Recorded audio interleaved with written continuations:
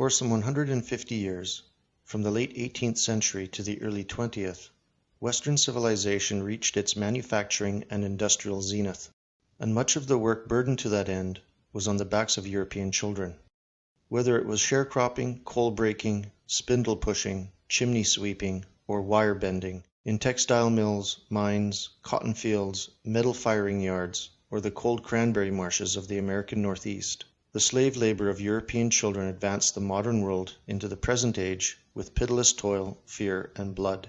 This period ended in the mid-20th century, but much of the wealth that the West accumulated was due to the millions of unskilled jobs these children filled. 15-hour days, no breaks, pissing your pants where you stood, all the while praying you didn't lose another finger. That is some kind of privilege. Meanwhile, the entire globe benefited as the impetus of industrialization spread across the world, bringing many cultures out of the Stone Age. But for some of you who may be skeptical, preferring statistical data and referencing, we make this case in point. The Irish slave trade began when 30,000 Irish prisoners were sold as slaves to the New World. The King James Proclamation of 1625 required Irish political prisoners to be sent overseas and sold to English settlers in the West Indies. By the mid-1600s, the Irish were the main slaves sold to the West Indies and British North America. Ireland quickly became the biggest source of human livestock for English merchantry. The majority of the early slaves to the New World were actually white.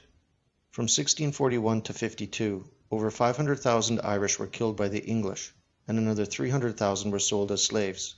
Ireland's population fell about 70% in one decade.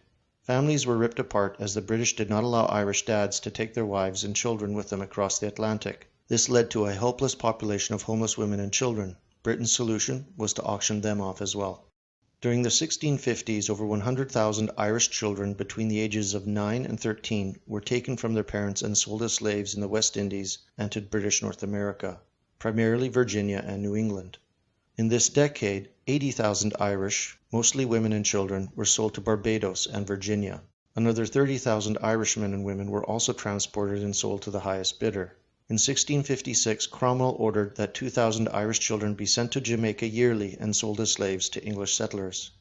Many people today will avoid calling the Irish slaves what they truly were, slaves.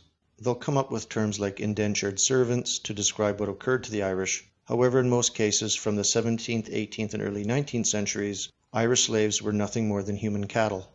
African slaves were very expensive during the late 1600s, about 50 sterling for a healthy young man. Irish slaves came cheap, no more than 5 sterling. If a planter branded or beat an Irish slave to death, it was never a crime. A death was a monetary setback, but far cheaper than killing a more expensive African. The English masters quickly began breeding the Irish women for both their own personal pleasure and for greater profit. Children of slaves were themselves slaves, which increased the size of the master's free workforce. Even if an Irish woman somehow obtained her freedom, her kids would remain slaves of her master. Therefore, Irish moms, even with this newfound emancipation, would seldom abandon their kids and would remain in servitude in perpetuity. So, in summation, 99.9% of Europeans living in the West are the descendants of working-class poor and slaves. There is no such thing as white privilege, and whatever things we have in our lives now, we are entitled to them, as they are the fruit of our many previous generations' blood and toil.